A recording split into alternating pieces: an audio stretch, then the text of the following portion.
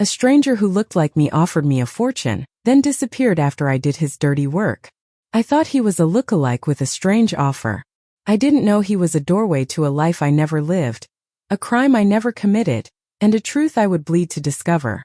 They say everyone has a twin somewhere. Mine arrived in the backseat of my taxi and tried to erase me. Brother, here begins the cinematic river, slow at the edges, heavy in the middle, carrying the weight of a life that had almost forgotten how to move. He used to think nights were kinder than days. Because during the day, the world pointed at everything he didn't have, the apartment he'd lost, the job that vanished the same month his mother's hospital bill arrived, the dreams that froze under the weight of overdue rent, and a bank account that forgot what deposits looked like.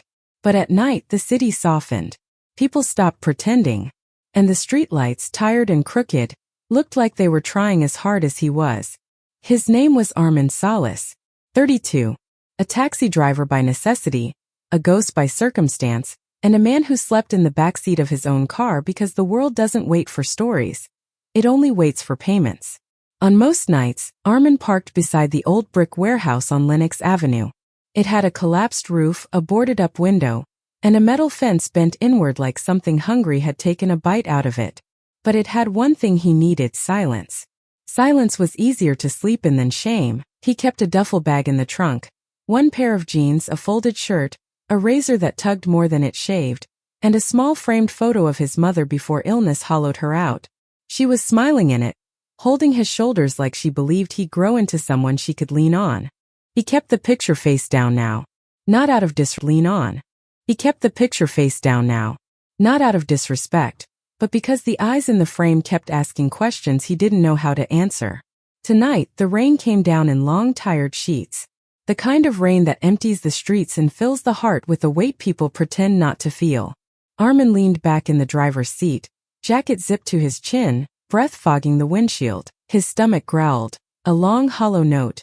But hunger was something he'd learned to negotiate with. "I'll eat in the morning," he whispered to himself. Or the next. Or whenever. He wasn't sure who he was trying to reassure. The meter glowed red. His fuel gauge dipped toward the thin white line that promised embarrassment and a push to the nearest station. He closed his eyes. Rest wasn't sleep. It was a truce his body negotiated with exhaustion. But fate, or something pretending to be it, didn't let him rest long. At 1:14 a.m., the back passenger door opened. Armin jolted awake, hand tightening around the steering wheel. He expected a drunk, a tourist, someone lost or loud. What he saw instead made his breath catch in his throat. The man who slid into the back seat looked like him. Not similar. Not some resemblance. No, this was a mirror image with a different haircut. Same jawline, same eyebrows that met slightly when thinking, same faint scar above the right eyebrow, though Armin had gotten his from falling off his bike at 12. This man's scar was older, cleaner, like it had been stitched in a room where everything smelled sterile and expensive. The stranger wore a tailored coat the color of expensive secrets. His shoes glimmered faintly, and his hands, calm, deliberate, rested on his lap like he was used to holding futures, not worries. Armin's heart pounded. "Where to?" he asked, voice cracking through the quiet. The man didn't answer right away. Instead, he leaned forward slightly, his reflection in the rearview mirror aligning perfectly with Armin's. The sight tightened something deep inside him. Curiosity, fear, recognition, something ancient and animal. Finally, the man spoke. "Drive," he said. "Anywhere for now." His voice was "Drive," he said. "Anywhere for now." His voice was calm. Too calm. The kind of calm people earn only by surviving storms other men drown in. Armin cleared his throat, put the car in gear and pulled onto the wet street. He kept glancing at the rearview mirror, as if the man might shapeshift if he blinked long enough. After a full minute of silence, the passenger asked softly, "Do you always sleep in your car?" Armin stiffened. "Do you always study taxi drivers?" A faint smile curved the stranger's lips. "Only when they look like me." The car wavered for a second before Armin corrected the wheel. "Look like you." Armin forced a chuckle. "People look similar all the time." "Not like this," the man replied. "Not down to the scar." Armin swallowed. What are you?" "Human," he said. "For now." It wasn't meant to be sinister, but the rain suddenly sounded louder. Armin tried again. You want me to take you somewhere specific? Yes, the stranger said. Eventually. But first, I want to ask you something. He leaned forward again. His eyes, Armin's eyes, held a weight that didn't belong to midnight. How much money would change your life? Armin blinked. Excuse me. Everyone has a number, he said. A figure that turns debt into air and suffering into distance. What's yours? Armin forced a laugh. You're in the wrong cab if you're looking for philosophers. I'm not, the man replied. I'm looking for someone desperate enough to listen. Armin exhaled slowly. Desperation. He wore it like a second skin. Still, deals that start after midnight rarely end with gratitude. What do you want? He asked. A job, the stranger said. A dangerous one. Illegal. Let's use a kinder word, the man said. Uncomfortable. Armin frowned. Why me? Because you look like me, said simply. And because you have nothing left to lose. The word stabbed deeper than intended. Armin's jaw tightened. What kind of money are we talking about? The man tapped something on his phone, then held it up. The screen displayed the number. Armin's breath stopped. It wasn't thousands. Not tens of thousands. Not even 100,000. It was enough to buy a second life. Is this a joke? Armin whispered. No, the stranger said. It's a test. For what? For whether you're willing to do what you've never done before. Armin felt his heartbeat in his throat. Which is? The man smiled thinly. Trust a stranger who wears your face. And so the night stretched ahead. An empty road, two identical men, and an offer that tasted like danger dipped in gold. Armin didn't know it then, but this was the moment his life split in two. The man he was and the man he would become. The version of himself that struggled to survive, and the version someone wanted to replace. The rain kept falling, and the city held its breath, awaiting the decision that would unravel everything. The offer didn't settle into the car. It loomed there, thick and electric, humming between them like static waiting for a spark. Armin kept both hands steady on the wheel, but his pulse beat in his wrists, his neck, his jaw. That number, it wasn't just money. It was a doorway disguised as digits. It was a new beginning dressed in the language of impossibility. The stranger reclined in the back seat as though he'd been born in limousines. Rain streaked down the windows in tired diagonal lines, and the streetlights bled into golden rivers. The windshield wipers sang their repetitive, lonely song. Through all of it, the presence of the man behind him tightened the air like a violin string tuned too high. Turn left here, the stranger said quietly. Armin obeyed before he even processed the words. Because something about this man made obedience feel like instinct. Or inevitability. Can you at least tell me your name? Armin asked. No, the man replied. But you can give me yours. Armin hesitated. Names were strange things, they carried weight, history, fingerprints. Armin, he finally said. The stranger nodded once, his face unreadable. Good. Then tonight, Armin, you become something more than invisible. The words stung more than they should have. Invisible. He had become that without noticing. People didn't look at him when they paid. They didn't look when they walked past him sleeping in his car. They didn't look when he carried the weight of unpaid bills or the echo of his mother's empty room. Armin wasn't sure when invisibility had become his default setting, but hearing it from someone else felt like a bruise pressed by an unfamiliar hand. He cleared his throat. What exactly do you need me to do? The stranger studied him through the rearview mirror. Their eyes locked, two sets of the same irises, two men carved from different worlds but somehow sculpted with identical bones. Tonight, he began, I need a ghost. Armin frowned. A ghost. A man who appears where I can't, the stranger said. A man who looks like me. A man who doesn't question why. Armin's stomach tightened. You need an alibi. That's one way to describe it, he replied calmly. But not the whole truth. They drove past the bridge where the river glowed with the dull reflection of city lights. The water was restless, shifting, echoing that uneasy flutter in Armin's chest. Why me? Armin whispered. You could hire anyone. The stranger shook his head. You don't hire ghosts. You find them. And you were already halfway gone. Armin's fingers curled around the steering wheel. Halfway gone. Halfway erased. Halfway forgotten. The stranger wasn't wrong, but truth stings differently when spoken by a version of yourself that never broke. What happens if I say no? Armin asked. The stranger looked out the window, his reflection merging with the city skyline. Then I closed the door. You return to your car. And in a week you'll lose the taxi too. Armin stiffened. How do you? I know more than you want me to, the man interrupted gently. Your landlord filed eviction papers. Your debt collector freezes accounts next Tuesday.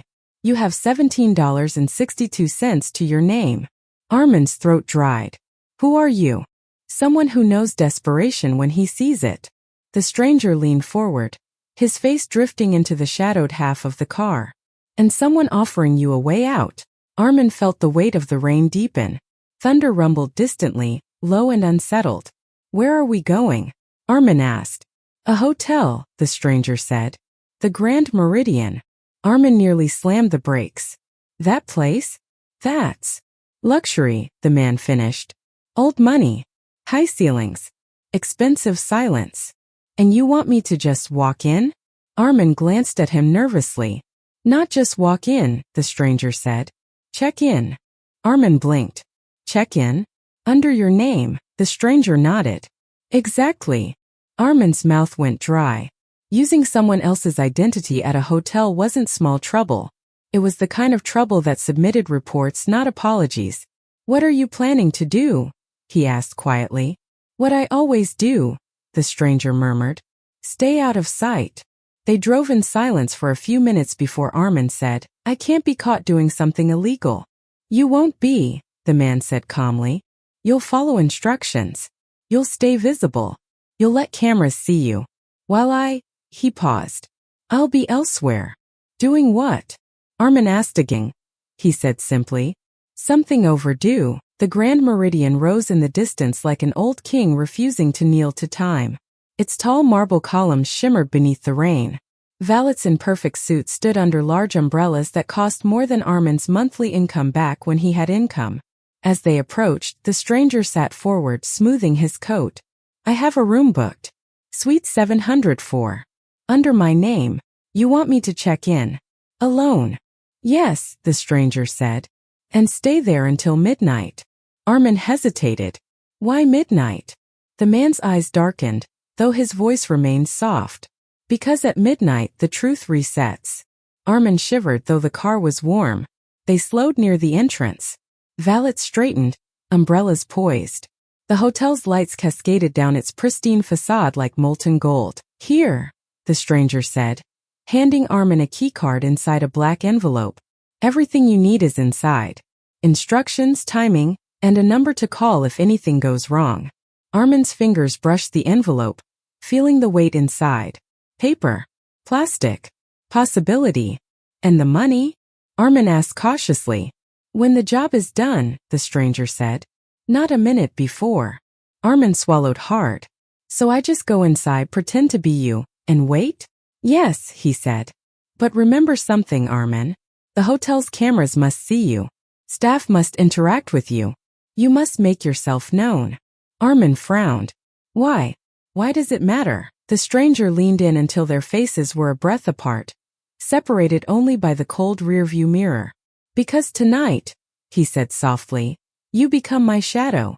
And before Armin could ask anything else, the man opened the door and stepped into the rain. The door clicked shut. The sound was small. Too small for something that would change a life.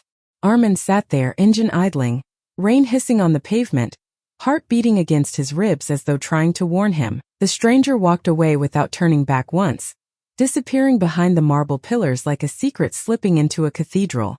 Armin looked down at the envelope in his hand. His reflection stared back from the windshield. Tired eyes, damp hair, a face that had known more loss than ease. And suddenly, he understood why the stranger had chosen him. A ghost can walk into places without raising suspicion. A ghost can imitate a shadow. A ghost can disappear. But tonight, he was being asked to become someone else's story. Armin stepped out of the car. The rain was cold, sharp, cleansing. He held the envelope close and walked toward the hotel doors. Behind him, the city exhaled. Ahead of him, something waited. Not money. Not danger. but the version of himself he had never met. The revolving doors opened with a soft sigh, like the hotel itself had been expecting him. Armin stepped inside, and the night swallowed him whole. The lobby of the Grand Meridian wasn't a room, it was a declaration. Tall marble pillars spiraled upward like they were carved to impress the heavens. A chandelier the size of a small planet hovered above the center, scattering light that danced on polished floors. Every inch was designed to whisper the same truth: only the powerful belong here. Armin felt the weight of that truth press into his shoulders as he stepped inside, dripping rainwater onto a floor that looked like it judged footprints. He tried to swallow his nerves, but his throat felt rough, like it carried the sand of too many disappointments. He tightened his grip on the black envelope. Inside was the identity of a man who looked like him. Cleaner, sharper, wealthier, unbroken. A man who didn't sleep in the backseat of his life. Armin walked toward the reception desk with a posture he hoped looked less like fear and more like belonging. The receptionist was a woman with a precise smile, the kind that came from training rather than warmth. She wore a navy blazer that didn't dare wrinkle and a name tag that read Isabel. "Good evening, sir," Isabel said, lifting her eyes but not her brows. "Welcome to the Grand Meridian. How may I assist you?" Her voice carried the smoothness of someone who had spoken to people who mattered far more than men like Armin. Armin hesitated. This was it. The moment where the line between his life and the stranger's began to blur.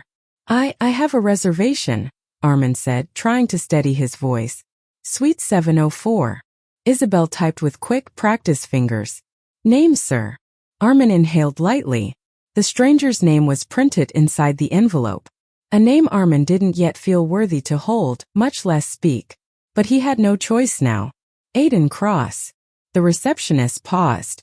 Just a beat. Just long enough for his stomach to tighten. Then she smiled again, crisp and professional. "Yes, Mr. Cross. We've been expecting you." Armin exhaled, trying not to let relief spill visibly across his face. She retrieved a folder, slid a form across the counter, and handed him a pen that probably cost more than his weekly expenses. "Please sign here for check-in, Mr. Cross." His hand trembled slightly, but he steadied it. He'd forged signatures before, but never for someone whose life might be watching from the shadows. He scribbled the name. Aiden Cross. Flowed too easily, like a lie rehearsed by fate. "Will you require assistance with your luggage?" Isabel asked. Armin stiffened. "No. I travel light." "Of course, sir," she said with a nod that didn't question. She handed him the keycard and smiled once more. "Enjoy your stay." "Enjoy." The word felt foreign. "Joy." The word felt foreign. He pocketed the card and walked toward the elevators. Every step echoed through the lobby like accusations. His heart thumped against his ribs with each footfall.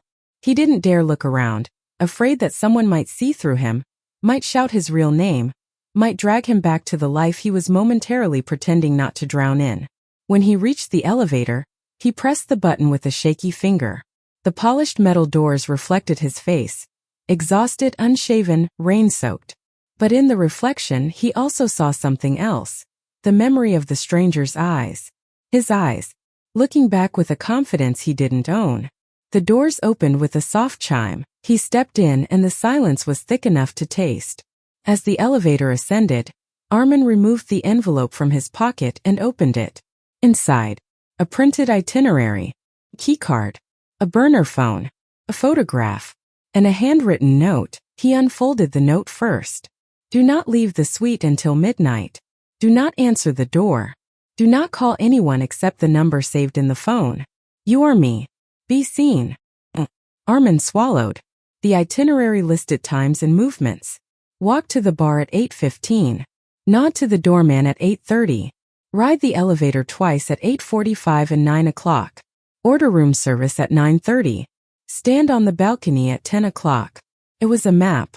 A choreography designed to show him in as many places as possible. An alibi. For what? He reached for the photograph next.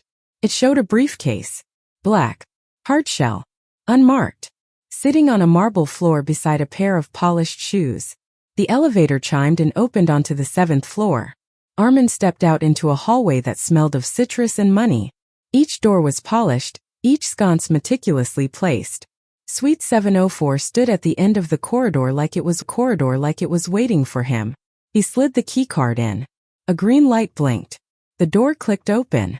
The room was a world far from his reality. Velvet curtains swayed as if breathing. A king-sized bed sprawled like a field of comfort he didn't dare touch. A balcony overlooked the rain-soaked glow of the city. He shut the door behind him and leaned against it. For the first time in years, he was in a room that didn't smell like desperation. But the comfort unnerved him more than the danger. He set the envelope on the table and walked slowly through the suite. Everything was too quiet, too clean, too expectant. On the bed lay a second envelope, unmarked. He opened it. Inside was a card with a single sentence.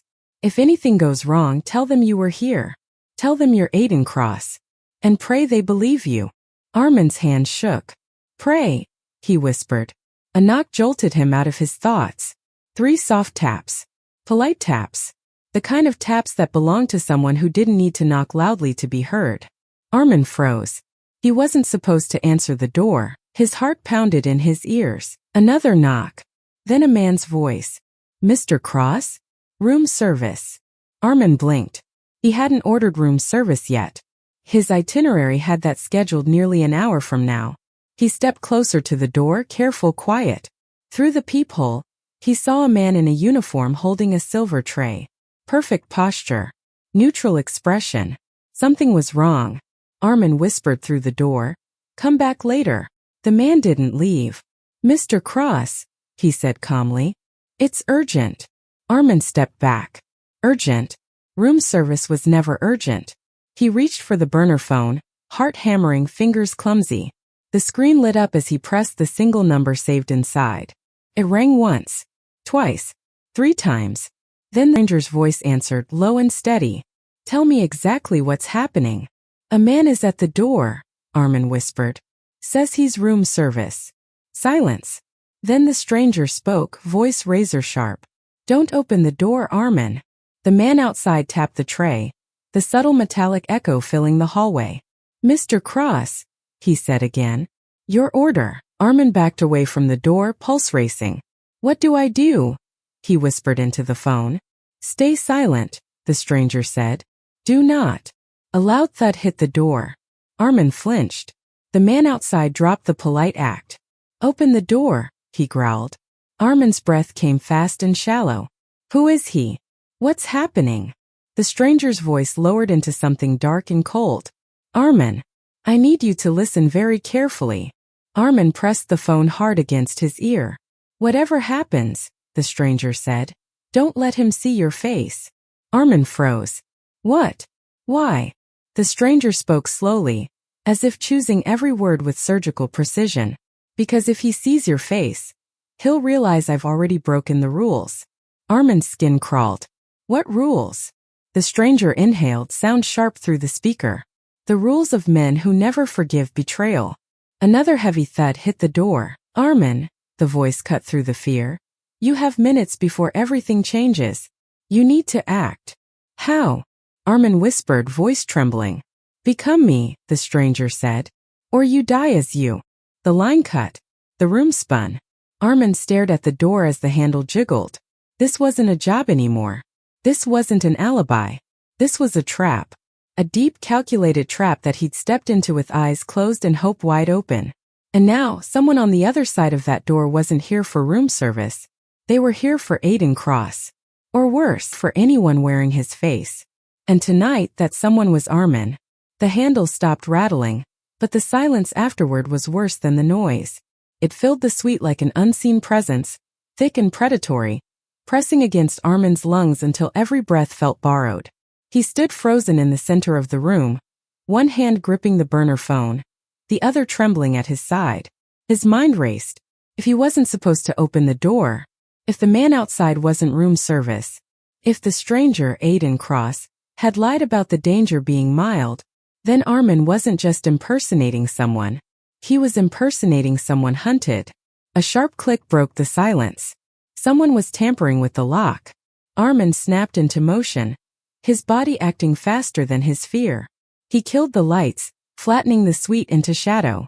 The only illumination came from the city outside, thin silver streaks slicing between the curtains and spilling onto the carpet like warning signs. The lock clicked again, this time louder, more deliberate, more confident. A professional. Armin's breath trembled out of him as he backed into the darker corner beside the minibar. His heart wasn't beating, it was sprinting. Fists of panic clenched inside his chest, urging him to run, hide, scream, but he forced stillness into his limbs. He pressed his back against the cold wall and whispered to himself, "Don't let him see your face." That line replayed in his mind like a broken hymn. Why would his face matter? Why would it terrify Aiden? Why would it break rules? The lock clicked a third time, and the deadbolt slid open. The door eased inward. Slow, quiet, cautious. A silhouette entered, tall, broad-shouldered, wearing a dark jacket that swallowed the dim light. The tray was gone. In its place was a hand reaching behind him, as if prepared to draw something deadly from inside his coat. Armin's breath hitched. Every instinct screamed to run, but there was nowhere to go. No escape. No chance. The man stepped farther into the suite, closing the door behind him with a soft push that felt more final than a slam. He stood still, listening. Armin quieted his breath, pressing a hand over his mouth. The man walked deeper into the room, scanning with eyes adjusted for darkness. He moved like someone trained to navigate spaces silently, someone whose boots had crushed gravel on long, cold nights, whose hands had held weapons long enough for fingerprints to forget innocence. "Mr. Cross," the man said softly, "I know you're here." His tone wasn't threatening, it was patient. Worse than anger. Worse than yelling. The voice of someone who wasn't here to negotiate. Armin pressed himself deeper into the shadows. The man approached the bed first. He lifted a pillow, checked beneath it, then placed it back with the calm exactness of a surgeon. He opened the bathroom door and flicked the switch. The light reflected off steel. A gun. Armin swallowed hard, biting down panic. The intruder moved back into the suite, scanning the shadows near the minibar. Closer. Closer. If he stepped 2 more feet, he'd see Armin hiding, trembling, pretending to be smaller than fear itself. But then, a noise saved him. The room phone rang. A sharp, sudden ring that jolted the air. The man spun around instantly, pivoting like it was muscle memory. He stared at the phone, assessing whether it was a distraction or a trap. His hand hovered over his jacket. The phone rang again. He stepped forward and answered it. "Cross," he said. Silence. Then, "What? When? You're sure?"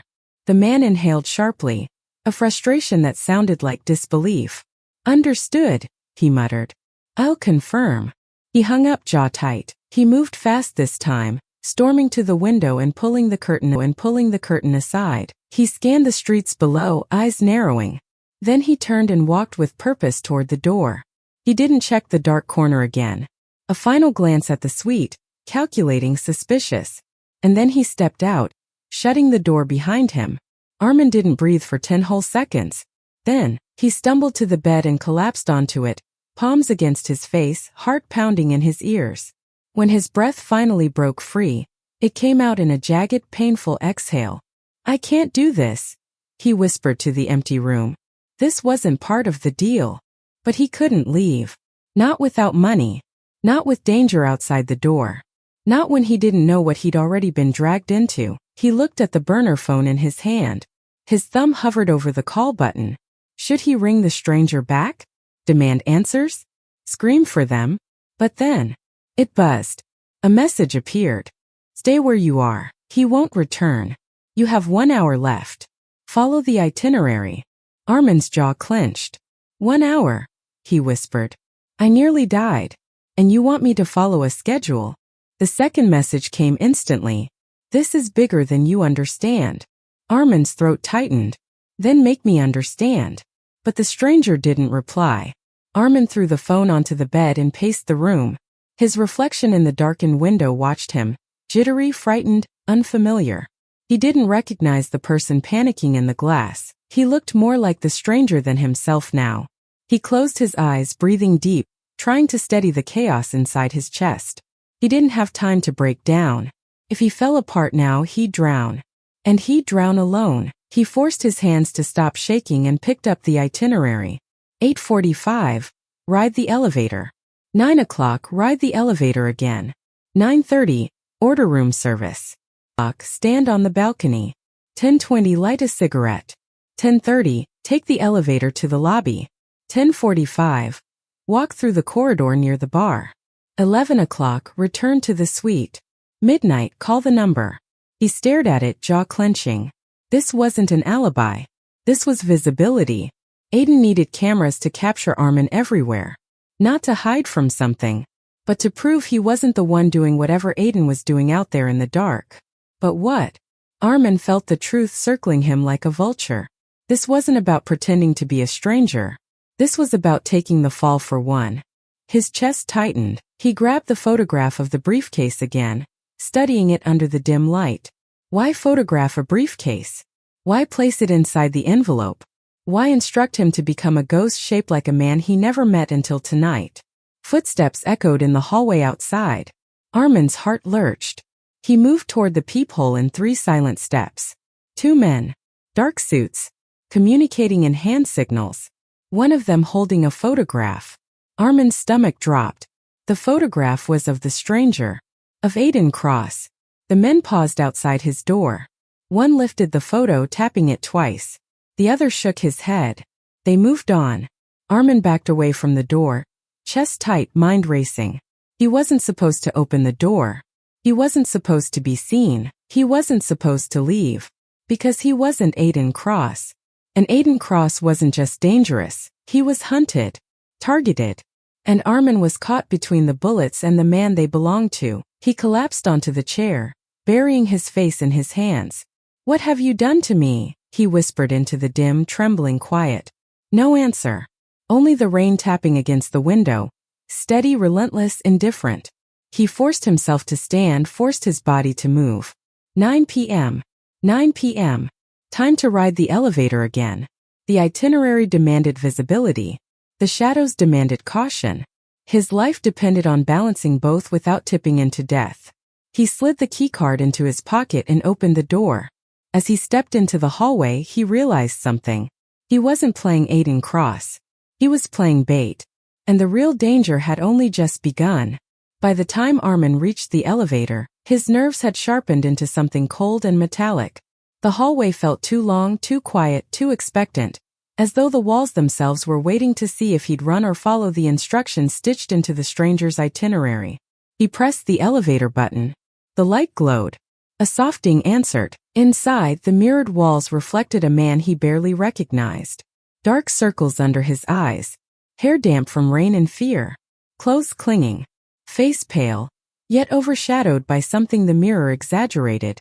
A resemblance that haunted him deeper than coincidence. He bore the stranger's features. Wore his height. Shared his bones. His jawline. His scar.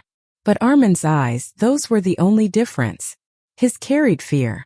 The stranger's carried certainty. The door slid shut. As he descended to the lobby, his thoughts spiraled like the cables holding the elevator. This wasn't a simple alibi. It wasn't even simple danger.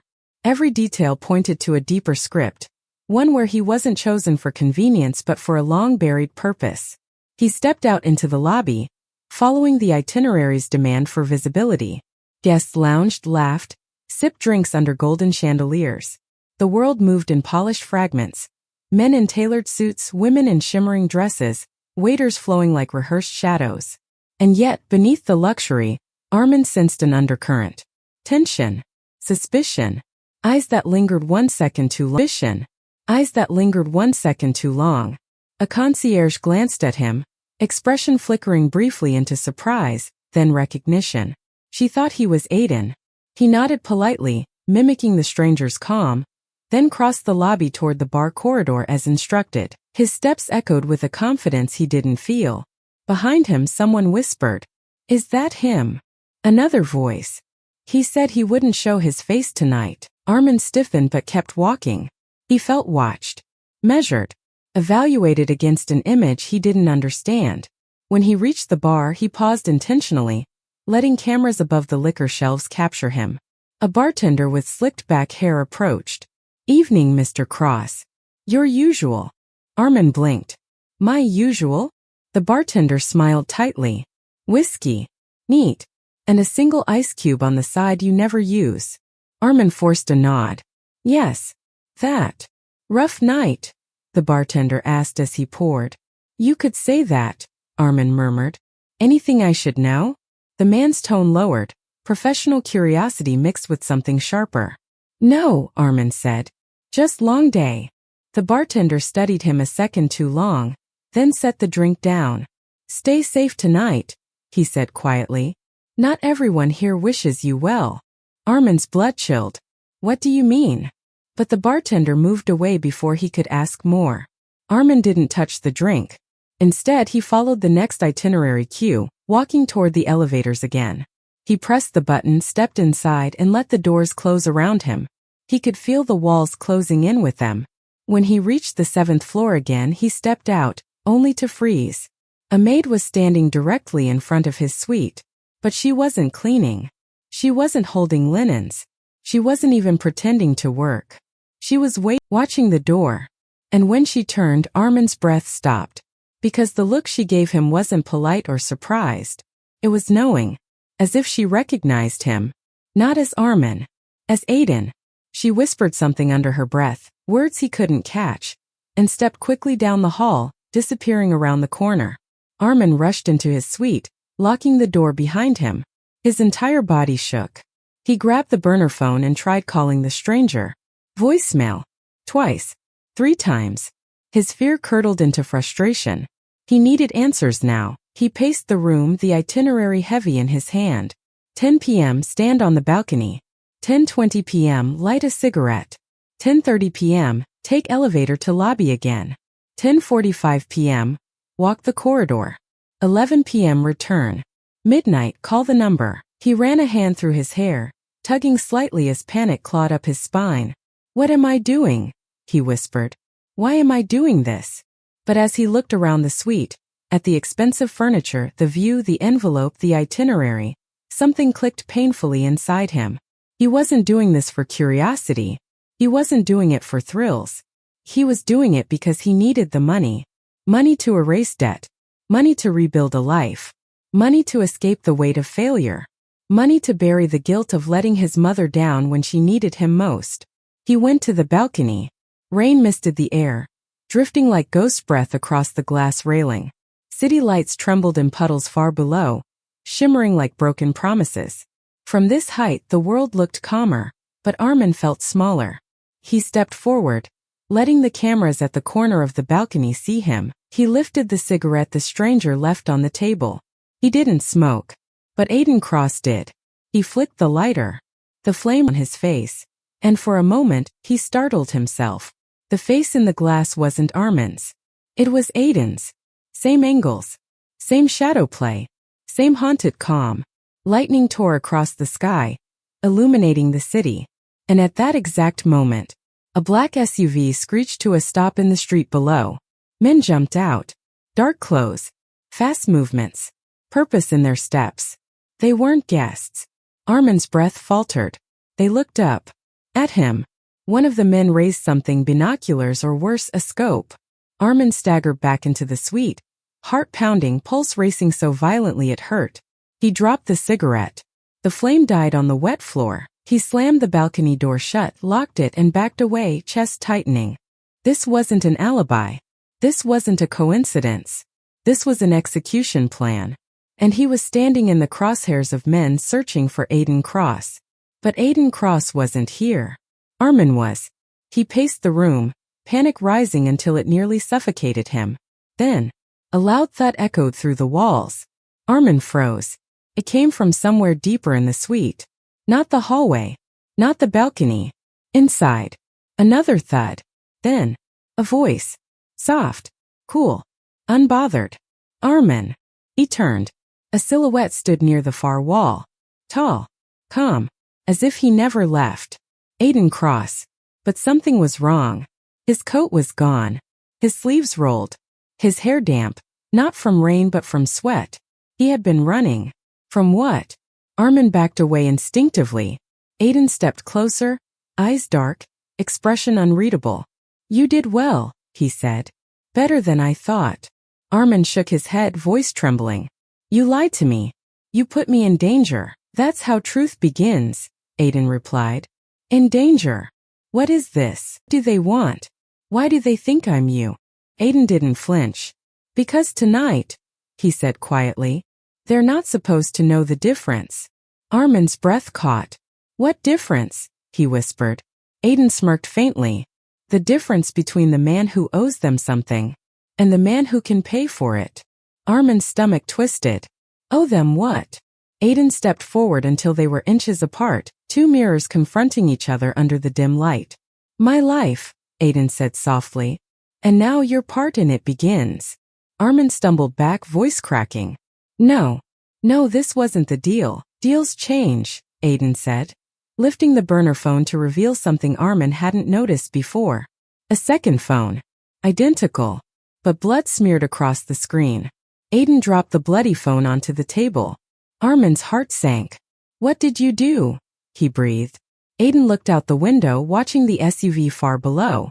What I always do, he murmured. Survive. Then he turned back to Armin. But the question, Armin, is whether you will. As this wasn't just a job anymore. Not a task. Not an alibi. This was a replacement. Aiden Cross had used him as bait. And now, as the thunder rolled and the men outside prepared to storm the building, Armin realized something with chilling clarity. Whatever Aiden was running from, it had just found him. For a long moment, the room held nothing but the sound of thunder clawing its way across the sky. The two men, one who had survived his life, and one who had barely lived it, stood facing each other like mismatched reflections, fighting to understand which one was real. Aiden moved with the quiet calm of someone who had been chased before, someone who had learned to make fear useful. Armin moved with the trembling shock of someone who had just realized he'd been thrown into a game he never agreed to play. What did you drag me into? Armin whispered, voice thin with disbelief. Aiden didn't answer immediately.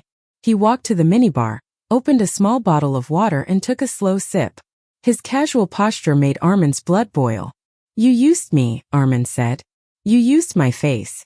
My life.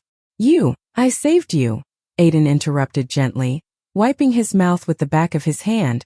Not from danger. Danger was always coming. I saved you from dying without ever mattering. Armin stared at him in shocked silence. That's not saving, he said. That's rewriting my life without asking. Aiden's expression softened. Barely, but enough to reveal something human beneath the coldness. Do you think I had choices? He asked. Do you think I woke up wanting to live a life that leaves bloodstains on hotel floors and calls from men who don't miss twice? Armin's stomach twisted. What did you do, Aiden? Aiden set the bottle down, leaned against the counter and crossed his arms. You're not ready for that answer. Armin's fists clenched. I didn't ask to be ready. I asked to know. Aiden studied him like he was evaluating a chess piece he wasn't sure belonged on the board. You want honesty? Aiden said quietly. You want the truth? Fine. He walked to the window and pulled the curtain aside slightly. See the SUV down there? He asked. Armin stepped closer. The black vehicle idled under a flickering street lamp. Men lingered near it, coiled, prepared, armed with silence and intent. They're not police, Aiden said. They're not agents. They're not thugs. Then what are they? Collectors, Aiden replied. The kind who collect anything: money, secrets, people. And I owe them something worth more than all three. Armin's breath caught. You owe them money? Aiden let the curtain fall. Money is the smallest thing I owe. Armin's pulse hammered. Then why are they here for me? Aiden turned, eyes cold and exhausted. Because they think you're me. That's not an answer. It's the only answer, Aiden said. Because for tonight you are me. I needed someone who could stand in my place. Someone who looked enough like me to confuse their surveillance. Someone who could be seen everywhere I wasn't. Armin felt his throat tighten. Why didn't you just pay them? Because I can't. Aiden's voice cracked for the first time.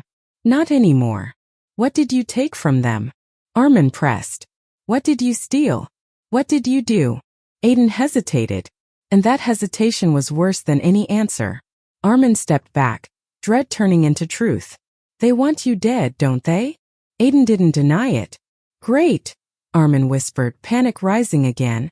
So now they want me dead too. Aiden finally moved. He stepped closer, face tightening with something like remorse. That's why I came back, he said quietly. To give you the chance I never had. What chance? The chance to choose. Armin stared at him, shaking his head. Choose what? Whether you stay in this life, or leave it knowing nothing. Armin laughed, broken, disbelieving, bitter. Leave? You think I can just walk out? You think they won't follow me? You think my face isn't burned into some screen already? Aiden didn't speak. He didn't have to. Armin already knew. Aiden walked to the table and opened the second envelope, the one with the itinerary. Beneath the folded papers were 2 additional items Armin hadn't noticed earlier. Passport and a bank card. He slid both toward Armin. You said you needed money, Aiden said. I listened. Now take it. Armin stared at the bank card, then the passport, then the photo inside. It was him.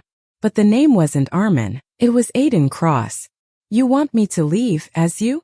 Armin did. It's safer. For who? Armin's voice cracked. For me? Or for you? Aiden inhaled slowly. Both. A realization punched Armin in the chest. You're not helping me, he whispered. You're replacing yourself. Aiden didn't deny that either. You want them to kill me instead of you. No, Aiden said sharply. I want them to believe they already did. Armin froze. Once they think you died as me, Aiden said, they'll stop looking. And I can disappear. Armin stepped back in horror. You're insane. That's what survival looks like, Aiden whispered. Ugly. Desperate. Necessary. Armin shook his head.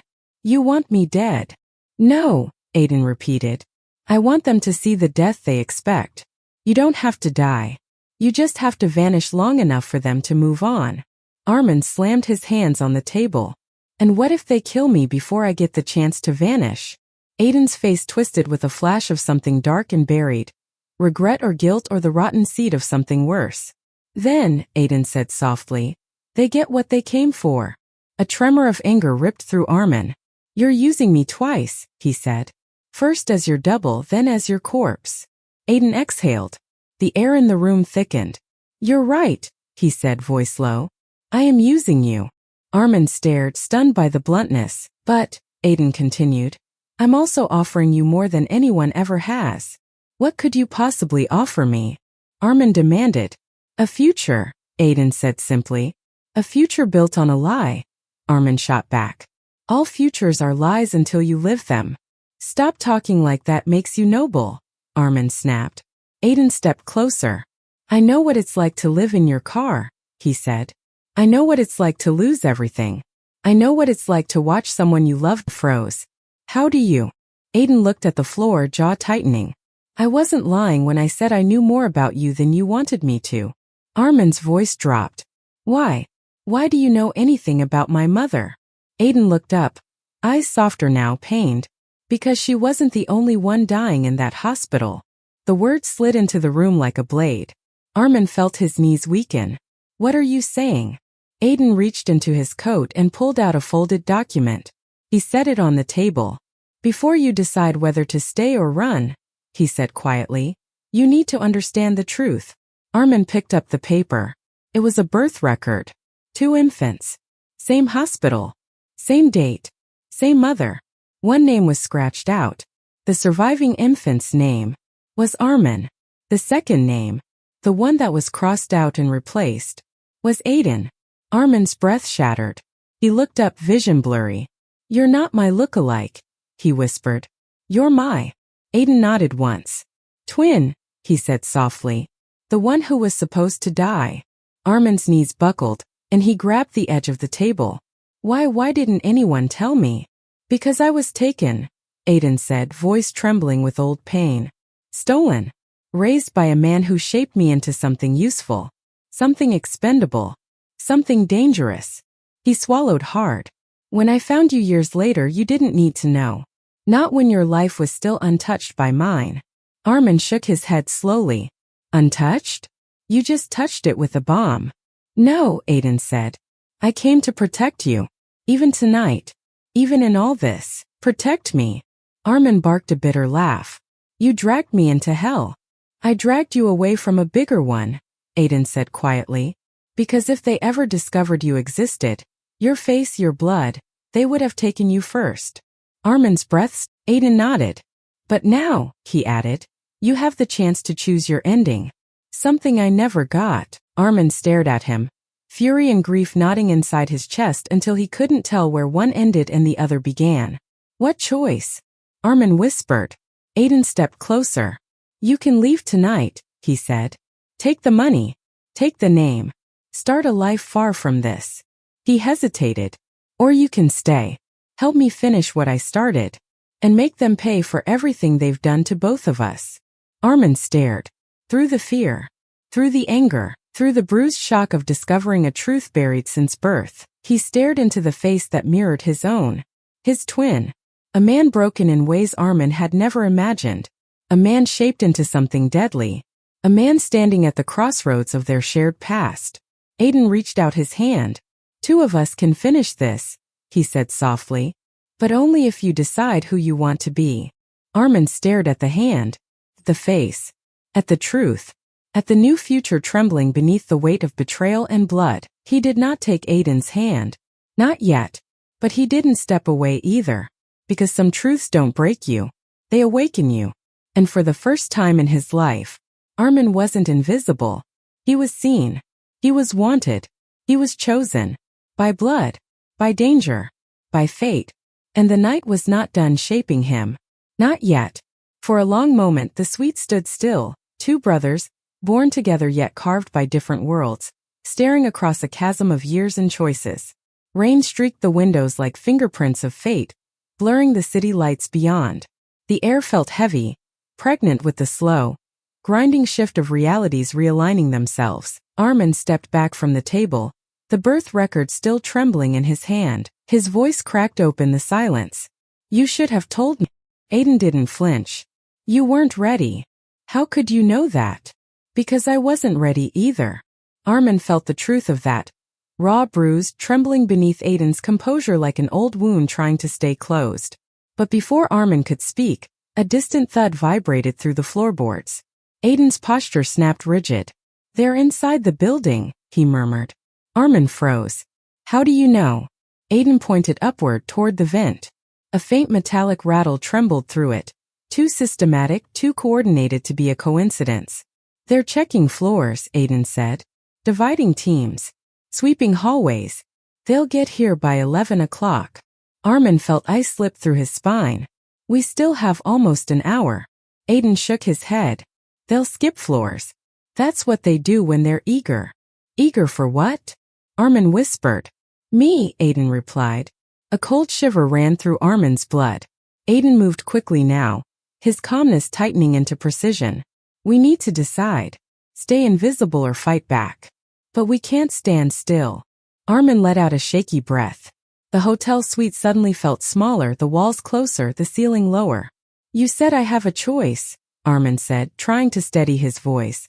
Is that true, or did you tell me that so I'd calm down long enough to play along? Aiden's jaw tightened. It's true. I'm offering you two paths. Offer them, Armin said. Aiden took a breath, as if preparing to say something difficult. Path 1, I leave through the service shafts. You follow the itinerary exactly. You stay visible as me until midnight.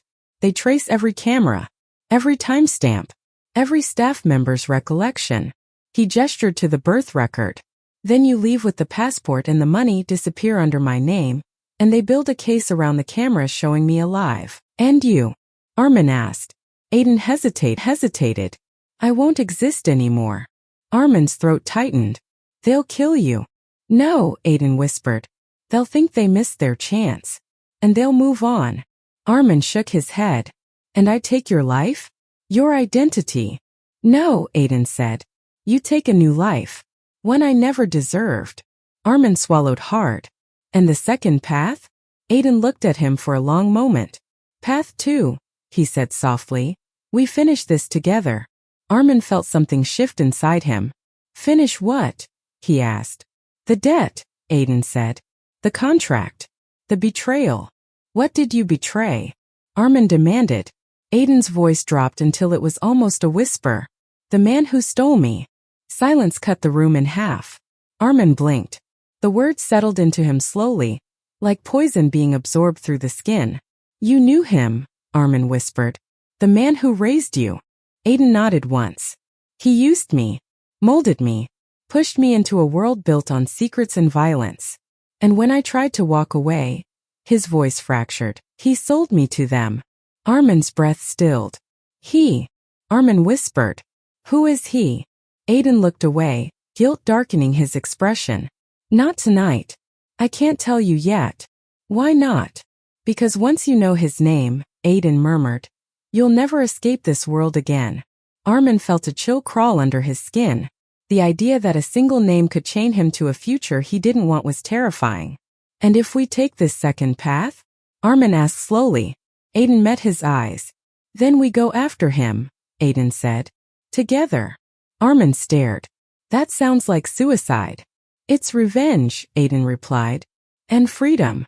Armin shook his head. I'm not you. I don't need you that survived. Armin exhaled sharply, stepping away, rubbing his hands over his face. The weight of the decision pressed down on him like a hand around his throat. I can't do this, he whispered. I'm a taxi driver, Aiden. I sleep in my car. I don't fight criminals or run from hit squads. Aiden stepped closer. But you can, he said quietly. You survived more than you think. Armin's eyes burned. I survived because I had no choice. Aiden nodded. And now you have one. Armin's gaze drifted toward the window, where the SUV still lingered. The men moved with predatory calm, scanning, waiting, anticipating. He felt the weight of his own life. Years of invisible suffering. Nights curled in the backseat of his car. Days driving strangers with stories richer than his entire existence. The guilt of not being able to save his mother. The loneliness that hollowed him from the inside. His life had been defined by survival. Never by choice. Never by power. Never by family. Until tonight, he looked back at Aiden. His twin. His blood. His mirror. His warning. But also, his only remaining connection to a past he never knew. And a future he had not yet chosen. What happens if I help you? Armin asked. Aiden's expression softened into something that looked dangerously close to hope. We end this, Aiden said. We take back what was stolen. We stop running. And we make sure they pay for every life they ruined. Mine, yours, and the one we could have had. Armin's pulse echoed in his ears. And if I don't help you, he whispered. Aiden looked down. You walk away with my identity and my money. And I disappear like I never existed. And if they catch me? Aiden lifted his eyes. Then I will come back for you, he said. I swear that on what's left of my soul. Armin felt his heart squeeze. This man, broken, hardened, dangerous, was still capable of loyalty that tasted like sacrifice. Armin stepped forward. Tell me something, he said. Why me? Why now? Aiden didn't hesitate. Because when I saw you, he whispered, I saw the life I was supposed to have. A pause. A breath. And I wanted to save one of us before it was too late. Armin stared at him. The truth carved itself into his bones. He wasn't just a target. He wasn't just a twin. He wasn't just bait. He was Aiden's last hope. And his last chance at redemption. Armin inhaled deeply. Then, without breaking eye contact, without stepping back, without surrendering to fear, he said, What do we do first? Aiden's shoulders dropped in something like relief, something like gratitude, something like grief. We prepare, Aiden said, because when they reach this floor, we'll no longer be the hunted. A pause. A shadow of a smile.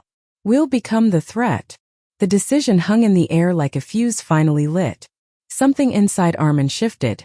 Not loudly, not dramatically, but in the quiet, seismic way cliffs begin to collapse from the inside before the world hears the sound.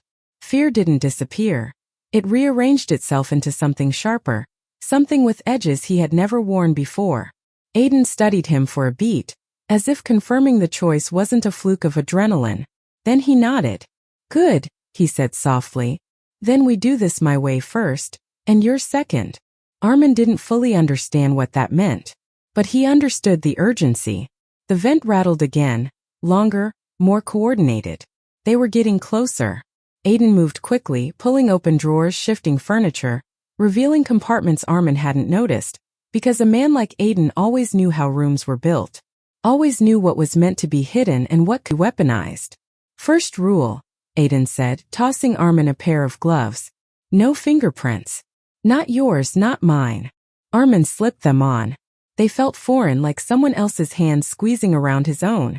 Second rule, Aiden continued, scanning the ceiling for invisible lines only he could see. Stay where the cameras can't see us unless I say otherwise. But the itinerary already served its purpose, Aiden said. Tonight, the cameras need to show one thing. He turned, eyes darkening. That you were here and I wasn't. Armin swallowed.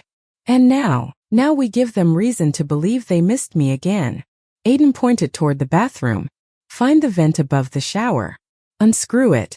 It leads to a narrow service crawl. You'll fit. And you. Aiden smirked faintly. I'll make sure they follow the wrong shadow. Armin stared. You're going to give yourself up? No, Aiden said. I'm going to give them a ghost. And you're going to help me build it. He reached into his coat and pulled out the second phone, the one smeared with dried blood. What is that? Armin asked, voice trembling. A reminder of who they're really after, Aiden said. And what they'll kill to erase. He didn't elaborate and Armin didn't ask, because the truth already had too many teeth. Aiden began laying objects on the table. A tattered notebook. A silver lighter. A burnt photograph. A folded knife. A pair of black gloves. A cracked watch. 2 passports, real fake something in between. And a small thumb drive taped with a strip of medical adhesive. What is all this? Armin whispered. My history, Aiden said. Every mistake, every secret, every betrayal. He nudged the items toward Armin. Now they're yours. Armin's stomach twisted. Why? Because a ghost needs a backstory, Aiden said. And I'm giving you mine. Armin shook his head, stepping back. This is insane. Yes, Aiden said simply.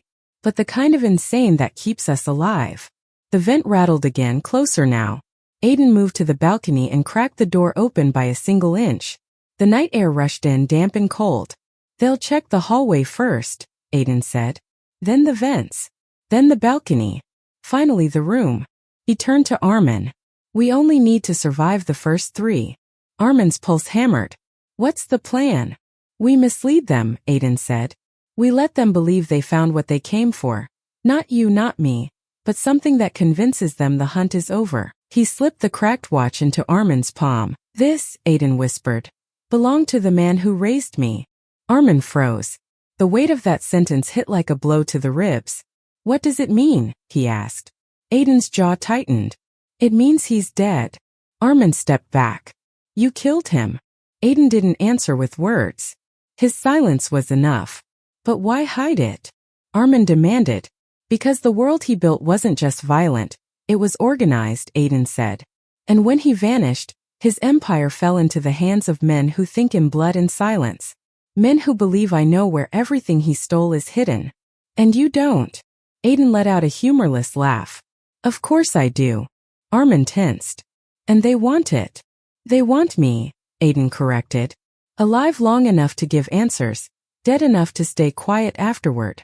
A chill slid across Armin's skin. So what do we do? He whispered. Aiden held up the thumb drive. We give them a corpse, he said. And a memory stick that tells them nothing but looks important enough to stop their chase. Armin shook his head. You're going to fake your death. No, Aiden said, stepping closer. We're going to fake yours. Armin froze. He breathed. No, Aiden, you can't. It's the only way, Aiden said. If they believe you died as me, their hunt ends tonight. And then what? Armin snapped. I can't walk around alive if they have pictures of me dead. Aiden's eyes softened. Exactly, he said. You leave the country under my identity. You vanish for 6 months. They see a body burned beyond recognition. They close the case. And I stay here in the shadows, cleaning up what he left behind. Armin's fists clenched. No, I won't live pretending to be your corpse. You will, Aiden said quietly, because you don't understand what staying alive in your name means. Armin's voice shook. Then explain it. Aiden stepped forward until their foreheads nearly touched. Armin, if they discover I have a twin, if they find out we share DNA, if they learn you exist, they won't stop. A pause. They'll take you, use you, bleed you, like they bled me. Armin's breath faltered. Aiden's voice dropped lower. I am not asking you to die, he said. I am asking you to live, but safely, far away from this. In a country where no one knows your name, not Armin, not Aiden. Armin swallowed hard. Aiden, why does this feel like you're trying to disappear too? Aiden looked away. Because maybe I should, he whispered. Maybe that's the only way to fix everything he broke between us. Armin's chest tightened. You're my brother. Aiden flinched visibly painfully. No one ever called me that, he said. Not in the life I lived. Then hear it now, Armin said. You're my brother. And I'm not leaving you behind. Aiden shook his head. You don't understand. No, Armin cut in. You don't understand. For years I survived alone. For years I scraped by with nothing to share it with. His voice broke. And tonight, for the first time, I'm not alone. So don't you dare tell me to leave you. Aiden stared at him, something inside him trembling like a frightened animal. He opened his mouth to speak, but the hallway erupted with noise. Boots. Radio static. Metal battering. A stampede of violence headed straight for them.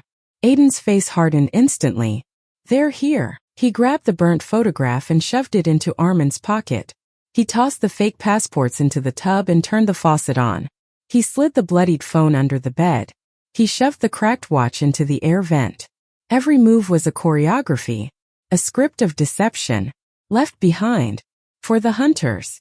Armin stood still, breathing hard, pulse sprinting. Aiden, he whispered, tell me what to do. Aiden stepped forward, gripped Armin's shoulders. For the next 10 minutes, he said, you trust me with your life. Armin nodded, voice trembling. And after that?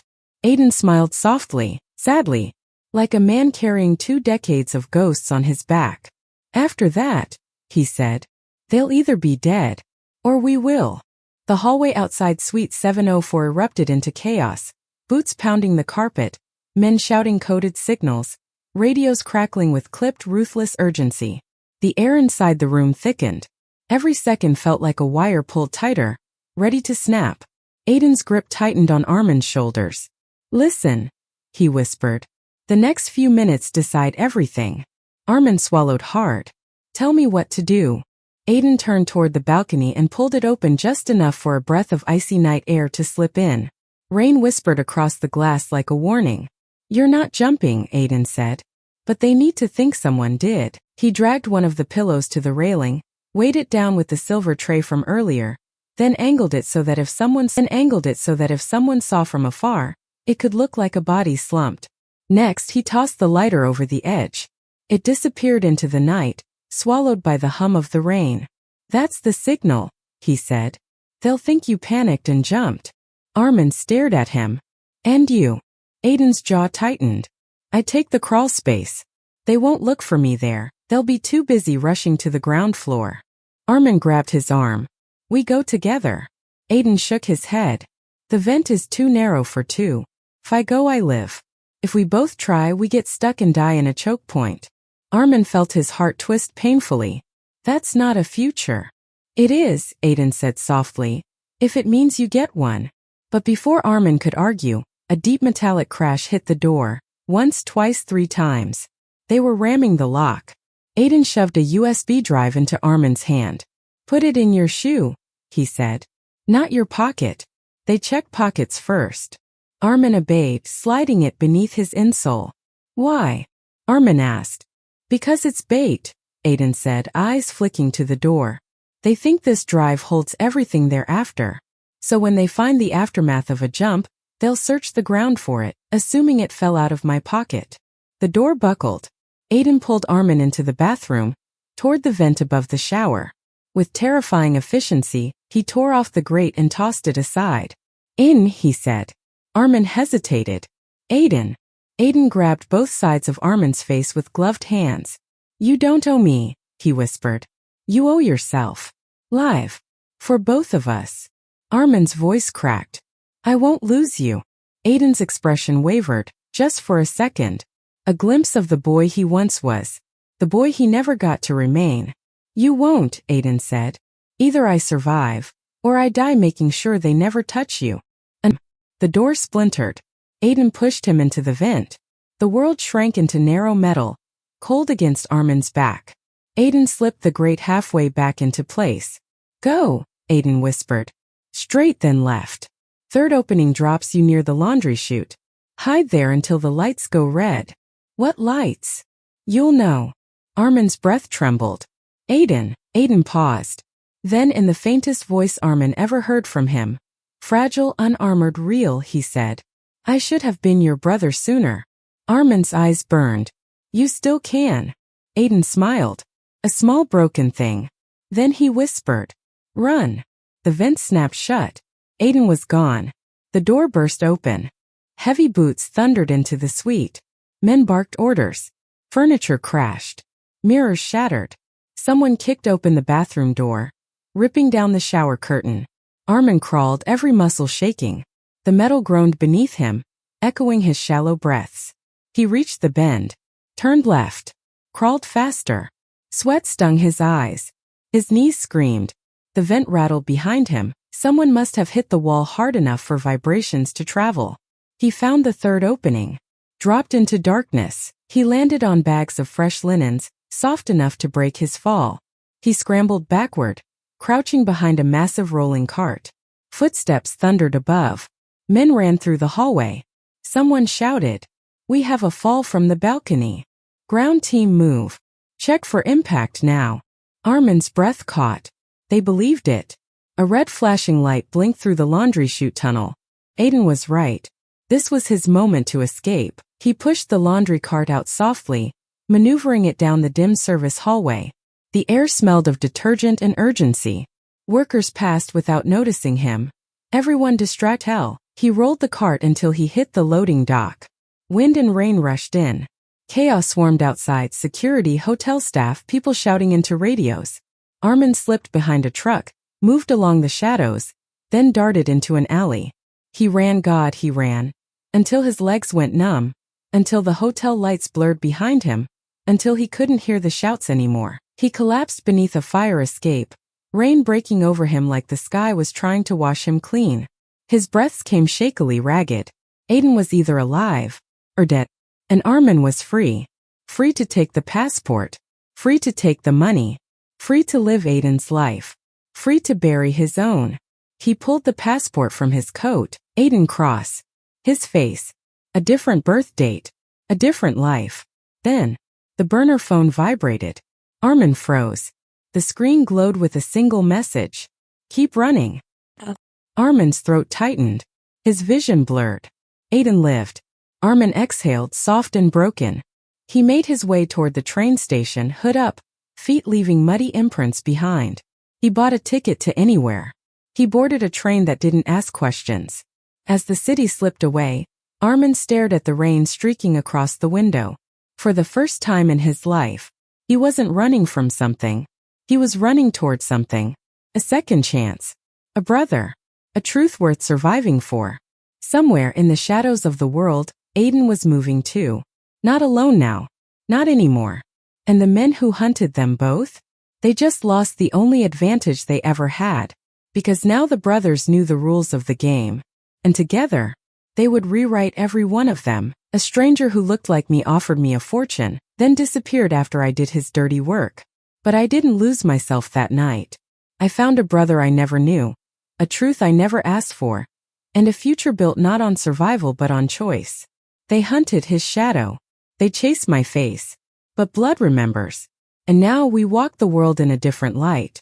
Not as doubles, but as two lives finally learning to share the same truth.